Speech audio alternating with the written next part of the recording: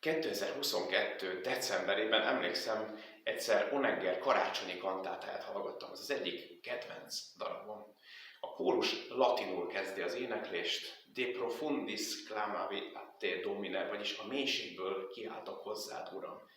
Ekkor gondoltam rá, hogy csinálok egy olyan szólóestet, amelynek első fél idejében útkereső, drámai, sötét zenék lesznek, és a szünet után pedig megjelenik a fény, és elkezdünk a karácsony ragyogása felé haladni a zenével. Így a mai szólóesten az első félidőben Chopin és Beethoven darabjait tűztem műsorra. Mind a kettő teli van kérdésekkel, teli van önsanyargatással, ráadásul mind a két szerző meglehetősen nehéz életszakaszban volt. Chopin akkor veszítette el egy nagyon kedves barátját, Beethoven pedig lényegében akkor találkozott a gondolattal, hogy hamarosan meg fog süketülni.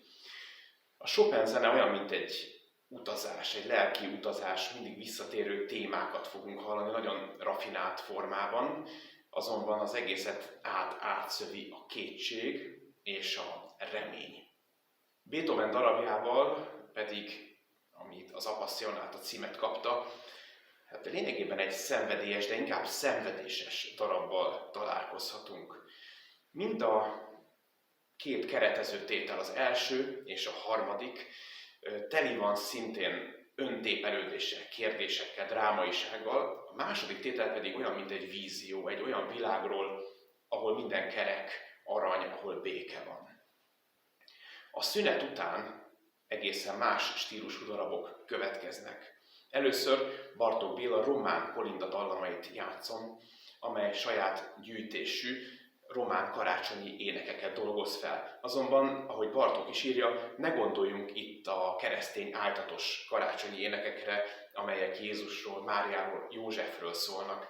Ezek a dalok pogánykori szövegemlékeket dolgoznak fel, és a napról szólnak, a holdról, ahogy ezek házasságot kötnek, illetve 9 fiútestvérről, akik szarvassá változtak. Ugye innen írta Bartók a Cantata Profana című darabját, és később az is román kolindák alapján született. Egy mesteri feldolgozása 20 ilyen karácsonyi éneknek. A falukban ugye a kolindálók házról házra jártak, és ajándékot kaptak, ez a szokás a téli napfordulóhoz kötődött. Ezután következik 2 nagy Liszt átirat a Krisztus című oratóriumból, egy-egy Olivier Messiaen darabbal megelőlegezve, mint egy előjáték fogom játszani. Messiaen a 20 pillantás a gyermek Jézusra című művéből először a karácsonytétel szólal meg, nagy harangokkal és bensőségességgel, intimitással, ahogy ábrázolja a Szent Családot. Utána pedig következik Liszt Pásztorjáték a Jászolnál című zenekari tétel átirata a Krisztus című oratóriumból, ami olyan, mint egy képeskönyv. A pásztorok ugye üzenetet kapnak, hogy meg kell látogatni az újszülöttet, és a kis egyszerű hangszereikkel, citeráikkal, sípjaikkal ott szórakoztatják, ajándékot adnak neki. Érdekes, hogy az idős Liszt, aki ünnepelt sztárja volt Európának, milyen egyszerű zenei eszközökkel fogalmazza meg ezt a jelenetet. Egyébként elég bőbeszédűen, majdnem negyedórás ez a darab. Utána következik szintén egy Messiaen mű, a 20 pillantás a gyermek Jézusból, szintén harangokkal, szintén ahogy tiszteletüket teszik a pásztorok, királyok, a mágusok, ahogy írja Messiaen a darab címeben Jézusnál. És utána következik még egy zenekari tétel átirat Liszttől, ez pedig a 3 királyok. Olyan ez a darab, mint egy képeskönyv.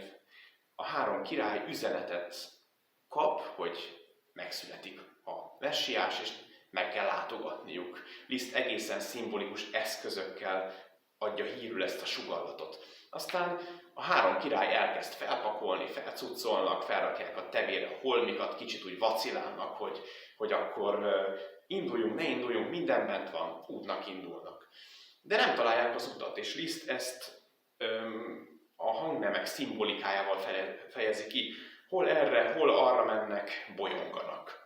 Egy idő után aztán már elkezdenek ügetni, kapkodnak, ráadásul verbungos stílusban tevegelnek ezek a királyok. Liszt ebben az időszakban igazán a magyarságát élte ki, a zenei kompozíciókban, legalábbis sokban, és hát az igazán magyaros stílus az a verbunkos volt ebben az időben. Például a magyar himnusz és a szózat is verbunkos zenei stílusú. Na de aztán egyszer csak megjelenik egy csillag az égen, Liszt be is írja a kottába, Máté evangéliuma alapján, hogy egy csillagot kezdtek követni, és ez egy varázslatos pillanat a darabban, mindenki fel fogja ismerni. Utána a három király átadja az ajándékait, ez is egy nagyon megismerhető jelenet lesz a zenében, a zene nagyon szakrálissá, ünnepélyessé, királlyá válik. Majd a csillagot követve a három király szépen hazavonul, és irtózatos csinnadrattával megérkezik a saját hazájába. Liszt az ilyen jeleneteket azt hiszem, hogy nagyon kedvelte, amikor pompával és emelkedettséggel kell zárni egy darabot. Ez igen sok művében megfordul. Nagyon szép estét kívánok majd a koncerthez, és remélem, hogy együtt ünnepelhetünk és találkozhatunk ezen az adventi, illetve karácsonyi koncerten. A két félidővel a két ünnepkör találkozik. Köszönöm mindenki figyelmét!